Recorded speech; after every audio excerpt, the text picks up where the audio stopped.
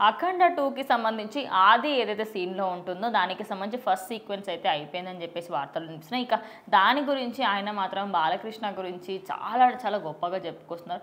ఎందుకంటే ఆయనకు కూడా ఒక మంచి ఫ్యాన్ బాయ్ మూమెంట్ అనే చెప్పాలి ఖచ్చితంగా ఆదికి కూడా. మరి ఆ సినిమాలో ఆయన క్యారెక్టర్ ఏంటి? ఎలా ఉండబోతుంది సినిమా?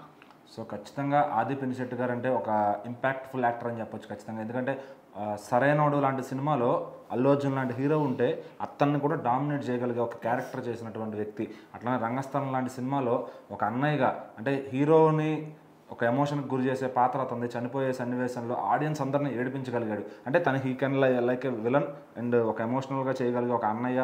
అట్లానే తను ఒక దాన్ని ఏమంటారు మలుపు లాంటి సినిమాలో, యూటర్న్ లాంటి సినిమాల్లో ఒక మంచి అగ్రెసివ్ హీరో అట్లా అన్నీ కూడా చేయగలుగుతాడు అనమాట. అంటే ఇది చేయలేడు ఆది దగ్గర, ఇది లేదు, ఒక పర్ఫెక్ట్ బ్లెండెడ్ యాక్టర్ అని చెప్పొచ్చు. సో అతనికి ఏంటంటే మరి డైరెక్టర్లు కొరత లేదంటే ప్రొడ్యూసర్లు కొరత తెలియదు, కానీ సినిమాలు కొంచెం చూసి ఆలోచించి చేస్తారనమాట. ఎందుకంటే మొత్తం కూడా అది చేస్తే సక్సెస్ అవ్వాలి అనే విధంగా ఆలోచించి చేస్తారు.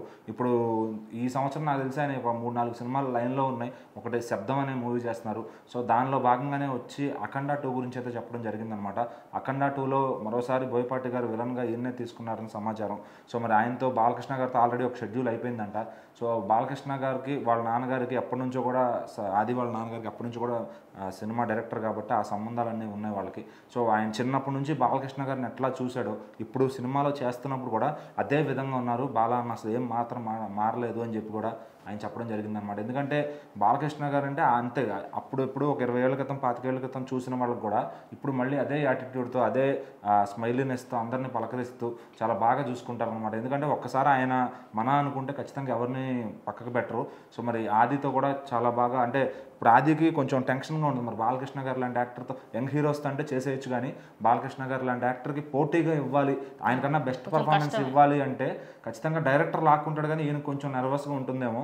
సో మరి అఖండ 2 అంటే ఇప్పుడు మొత్తం దేశవ్యాప్తంగా పాన్ ఇండియా రిలీజ్ అవుతుందని ఆది గారు కూడా క్లారిటీ ఇచ్చేశారు. ఎందుకంటే అఖండ టైంలో పాన్ ఇండియా అనేది అంత ఎక్కలేదు మన వాళ్ళకి. సో ఇప్పుడు ఏంటంటే ప్రతి సినిమా కంటెంట్ ఉంటే పాన్ ఇండియాలో రిలీజ్ చేస్తున్నారు. సో అఖండ 2 అనే సినిమా చాలా పెద్దగా సౌండ్ చేస్తుంది పాన్ ఇండియా లెవెల్లో. అది నేను చాలా బాగా నమ్ముతానని కూడా చెప్పారనమాట. సో అట్లానే ఆయన సీన్స్ చాలా బాగా వచ్చినాయని కూడా చెప్పారు. సో మరి ఆయనకు బాలయ్య గారితో ఉన్న అనుబంధం గురించి చెప్పారు. సో మరి అఖండ 2 ఈయనకి అట్లానే శబ్దం ఇంకా తర్వాత వచ్చే సినిమాలు కూడా వరుసగా సక్సెస్ ఇవ్వాలని మనం కూడా కోరుకుందాం.